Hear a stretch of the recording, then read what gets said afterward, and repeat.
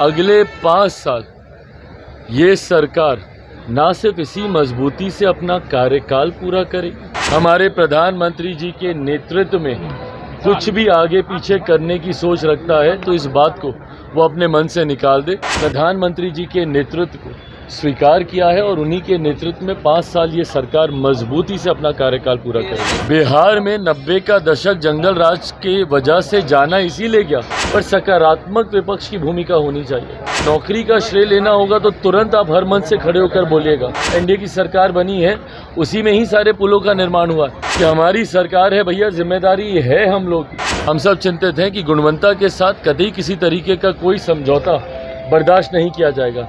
LOP की पद की एक अपनी गंभीरता होती है। एक एलओपी होने के नाते उन्होंने प्रधानमंत्री जी पर की, उन्होंने चेयर पर की, जब उन्होंने अग्निवीर का जब उन्होंने जिक्र किया। अगर इस तरीके से हल्के में आप बयानबाजी करते रहेंगे तो आप अपने पद की मर्यादा को कम करने का काम करेंगे। नमस्कार, स्वागत है आपका देशवा न्यूज में और मैं आपके साथ राजनंदिनी। देखिए, चिराग पासवान केंद्रीय मंत्री बनने के बाद पटना एयरपोर्ट पे आते हैं। पटना एयरपोर्ट के बाद फिर उनका जो काफिला है हाजीपुर के लिए रवाना होता है, क्योंकि हमने आपको बताया था रामविलास पासवान, स्वर्गीय रामविलास पासवान की 78वें जयंती पे वो हाजीपुर जाते हैं। उसके बाद फिर वो पटना आते हैं। पटना आने के दौरान जब रिपोर्टर्स उनसे सवाल पूछते हैं, क्योंकि बीते दिन आपको बता दें कि आरजेडी की स्थापना दिवस थी और इस दौरान लालू प्रसाद यादव ने बड़े मंच से एक ऐसी बात कह दी, एक ऐसी भविष्यवाणी कर दी जिसे सुनकर सियासी गलियारों में फिर से हलचल तेज हो गई। आपको बता दें कि लालू प्रसाद यादव ने कहा कि अगस्त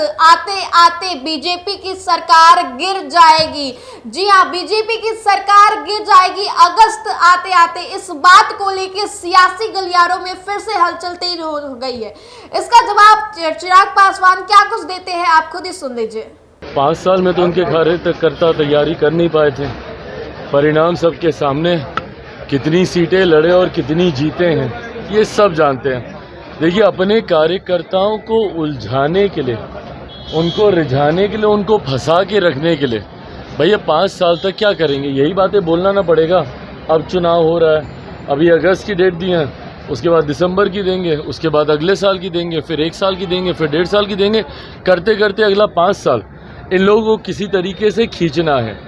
हकीकत है, और इस बात को मैं पूरी एनडीए के एक एक घटक दल के बिहाफ पर बोल सकता हूँ। जिस मजबूती से आज केंद्र में हमारे प्रधानमंत्री नरेंद्र मोदी जी के नेतृत्व में ये सरकार चल रही है, अगले 5 साल ये सरकार ना सिर्फ इसी मजबूती से अपना कार्यकाल पूरा करेगी, बल्कि इन 5 सालों में भी कई बड़े और कड़े फैसले प्रधानमंत्री जी के नेतृत्व में देश हित में लिए जाएंगे, जिसका मजबूती से समर्थन एनडीए का हर एक घटक दल करेगा। इस बात में अगर किसी के मन में 1% भी शंका है कि कोई भी एनडीए का घटक दल हमारे प्रधानमंत्री जी के नेतृत्व में कुछ भी आगे पीछे करने की सोच रखता है तो इस बात को वो अपने मन से निकाल दे। सहज सब ने प्रधानमंत्री जी के नेतृत्व को स्वीकार किया है और उन्हीं के नेतृत्व में 5 साल ये सरकार मजबूती से अपना कार्यकाल पूरा करेगी। तो आपने साफ तौर पे सुना किस तरीके से चिराग पासवान ने जवाब दिया। कहा कि 5 सालों की मेहनत जो थी आप सभी लोगों ने देखा, जिस तरीके से ये लोग प्रचार कर रहे थे आप सभी लोगों ने देखा लोकसभा चुनाव में। जब दूसरा सवाल चिराग पासवान से पूछा गया कि बिहार में लगातार पुल गिरते जा रहे हैं, आप सभी लोग भली भांति परिचित होंगे किस तरीके से 15 जून से लेके अभी तक कई पुल गिरे हैं और बीते दिन भी 5 पुल गिर चुके हैं। मतलब कुल मिला के कहे तो लॉ एंड ऑर्डर डगमगाया हुआ है। इसके ऊपर भी चिराग पासवान क्या कुछ कह रहे हैं, आप खुद ही सुन लीजिए। देखिए, मैं इस बात को सफाई इस बात से कतई नहीं दूंगा कि जब इनकी सरकार थी तो क्या होता था। बिहार में 90 का दशक जंगल राज के वजह से जाना इसीलिए गया क्योंकि इन लोगों के सरकार में क्या होता था। दिक्कत यह है ना कि विपक्ष में जाते ही ठीक है, आप निभाइए भाई, विपक्ष की भूमिका आप निभाइए, पर सकारात्मक विपक्ष की भूमिका होनी चाहिए। आप एक ऐसी भूमिका निभाइए जहां पे लगे सरकार को कि विपक्ष भी साथ में मिलकर प्रदेश के हित की बात करता है। जब किसी बात का श्रेय लेने की बात आती है, नौकरी का श्रेय लेना होगा तो तुरंत आप हर मंच से खड़े होकर बोलिएगा। और जब पुल गिरने की बात आती है, हम लोगों ने तो भैया खड़े होकर नहीं बोला ना कि कौन सा पुल किसके कार्यकाल में बना था। हम लोगों ने तो जानकारी नहीं दी।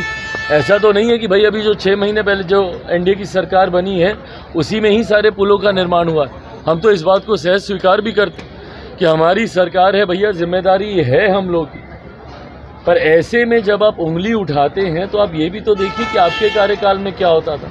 बनिस्बत उसके चीज़ों को बहुत बेहतर किया गया है और आने वाले दिनों में बेहतर किया जाएगा। लॉ एंड ऑर्डर हम लोगों के लिए भी चिंता का विषय है और हम लोगों ने भी इस बात के लिए मुख्यमंत्री जी से हम लोगों ने भी आग्रह किया है कि जिस तरीके से लॉ एंड ऑर्डर की का विषय है उस पर हम लोगों को चिंतित होकर कड़े कदम उठाने की ज़रूरत है।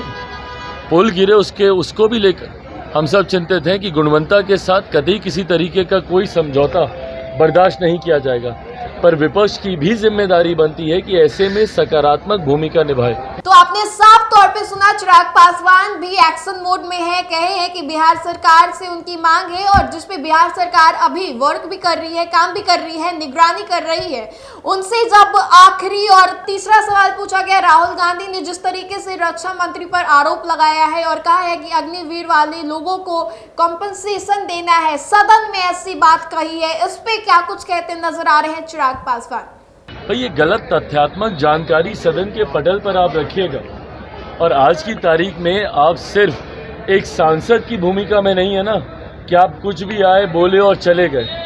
आज की तारीख में से एक संवैधानिक पद पर आप बैठे हुए हैं। एलओपी की पद की एक अपनी गंभीरता होती है और उसको गंभीरता से लिए जाना ज़रूरी है। उस दिन एलओपी के तौर पर जो उनका पहला संबोधन था उसमें तमाम गलत तथ्यात्मक जानकारियां उन्होंने सदन के पटल पर रखने का उन्होंने काम किया। जिस तरीके से व्यक्तिगत टिप्पणी एक एलओपी होने के नाते उन्होंने प्रधानमंत्री जी पर की, उन्होंने चेयर पर की और जिस तरीके से अलग अलग धर्म में आस्था रखने वाले लोगों की आस्था के साथ उन्होंने खिलवाड़ करने का काम किया। कभी महादेव की तस्वीर को लहराना, कभी अलग अलग धर्म की तस्वीर को लहराना और उसके बाद जितने धर्मगुरु हैं उन्होंने सामने आकर उससे अपनी असहमति दर्ज की। उसी क्रम में उन्होंने तमाम ये गलत तथ्यात्मक जानकारी रखी। जब उन्होंने अग्निवीर का जब उन्होंने जिक्र किया उसी वक्त केंद्रीय रक्षा मंत्री आदरणीय राजनाथ सिंह जी ने खड़े होकर उस बात का खंडन करने का काम किया। पर दिक्कत ये है ना कि एक एलओपी होने के नाते अगर आप अपने पद की गरिमा को नहीं समझेंगे, अगर इस तरीके से हल्के में आप बयानबाजी करते रहेंगे तो आप अपने पद की मर्यादा को कम करने का काम करेंगे। तो आपने साफ तौर पे सुना, 3 सवाल पूछे गए थे चिराग पासवान से, तीनों पे चिराग पासवान दहाड़ते नजर आए हैं। लालू प्रसाद यादव यानी कि इंडी गठबंधन, मेनली इंडी गठबंधन पे उन्होंने साफ तौर पे निशाना साधा है और ये बोला है कि 5 साल काम करने के बाद भी क्या रिजल्ट है आप सभी लोगों को दिखा। पुल के मामले को लेकर उन्होंने बोला इस पे जांच चल रही है और बिहार सरकार काम भी कर रही है। राहुल गांधी वाले बात पे भी वो अपनी चुप्पी तोड़े। फिलहाल इस खबर में इतना ही। बने रहिए हमारे साथ और देखते रहिए देशवा न्यूज़। धन्यवाद।